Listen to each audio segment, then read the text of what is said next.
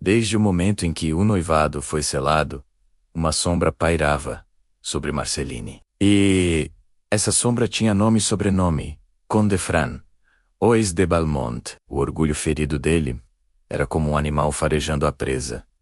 E ele sentia o cheiro da traição no ar. Cada passo, cada olhar, cada suspiro de Marceline era meticulosamente vigiado. A tensão tornou-se quase insuportável. Um dia, enquanto Marceline tentava encontrar um momento de paz na galeria de arte, a presença do conde a surpreendeu. Ele se aproximou sorrateiramente, a voz baixa e carregada de ameaça. "Minha futura esposa anda distraída demais", ele disse, cada palavra pesando no ar. Marceline tentou se defender, a voz trêmula. "Estou apenas cansada, senhor." Mas François não se convenceu. Cansada, ou sonhando com algo que não me inclui? O olhar dele a perfurou, frio e cortante, como uma lâmina de gelo. Ela sentiu um arrepio percorrer sua espinha. Aquele homem não era tolo, e a sua desconfiança era uma gaiola que se fechava ao redor dela. A crescente paranoia do conde não passou despercebida. Philippe, o cocheiro e amigo fiel de Remy, sentiu a urgência de alertá-lo. "François não é cego. Ele vai descobrir, é só uma questão de tempo." O aviso ecoou nos ouvidos de Remy, que cerrou os punhos com uma mistura de raiva e determinação. Ele não ia recuar. "Então seremos mais cautelosos", respondeu ele, a voz firme. "Mas eu não a deixarei. Nunca." A promessa era um juramento, uma chama que ardia contra o vento gelado da corte. A pressão se intensificou durante o jantar daquela noite. Sentada à mesa, Marceline podia sentir os olhos de François cravados nela. Ele não desviava o olhar por um segundo sequer. Cada sorriso forçado, cada gole de vinho, cada movimento das mãos era registrado e interpretado como uma confissão de culpa. Ela compreendeu com uma clareza aterrorizante.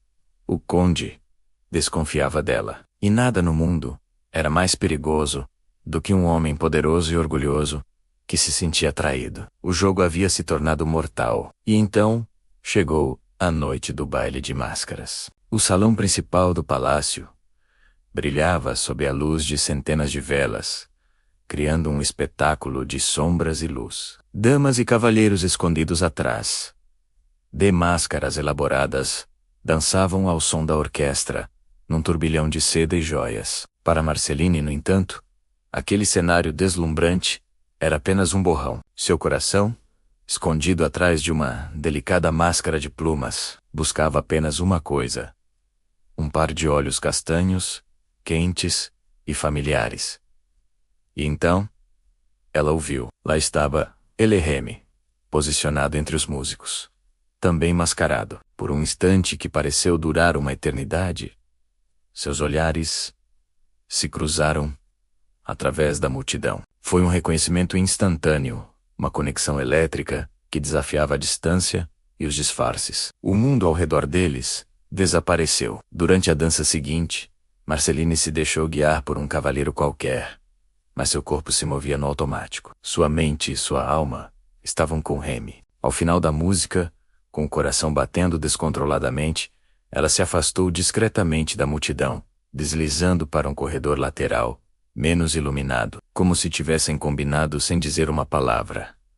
Ele já esperava. Atrás das pesadas cortinas de veludo, longe dos olhares curiosos, eles finalmente se entregaram. O beijo foi ardente, longo, carregado de toda a fúria contida, do desejo reprimido e do medo que o cercava. Era um beijo que dizia tudo o que as palavras não podiam. "Estamos cercados de olhos, Marceline", ele murmurou contra os lábios dela, a respiração ofegante. Ela o puxou para mais perto, o desafio brilhando em seus olhos. "Então que nos vejam, mas não nos reconheçam." Naquele momento, escondidos na penumbra, eles eram apenas um homem e uma mulher apaixonados. Enquanto isso no salão principal, o conde François de Valmont procurava por sua noiva, sua desconfiança crescendo a cada segundo. Mal sabia ele que a poucos metros dali, Marceline e Remy provavam o doce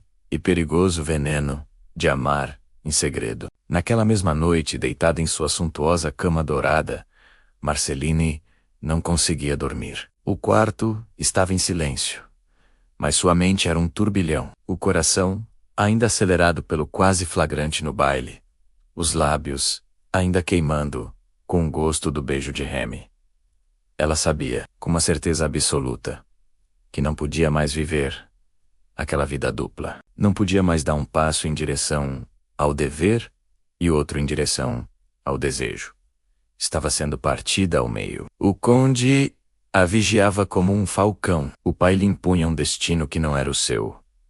A corte sussurrava como um ninho de serpentes venenosas. Tudo a empurrava para um caminho de obediência e resignação. Mas então, ela fechou os olhos, e a imagem que veio à sua mente foi a de Remy. Lembrou-se dos beijos roubados na carruagem, do calor do corpo dele no beco em Paris, do jeito como o olhar dele havia de verdade. Como uma mulher, não como uma moeda de troca para alianças políticas. Com uma nova resolução crescendo dentro dela, Marceline se sentou, abriu seu diário, pegou a pena e, com a mão firme, começou a escrever. Não sou uma boneca da corte. Não sou a filha obediente que eles querem moldar. Eu sou o Marceline. E eu escolho o amor.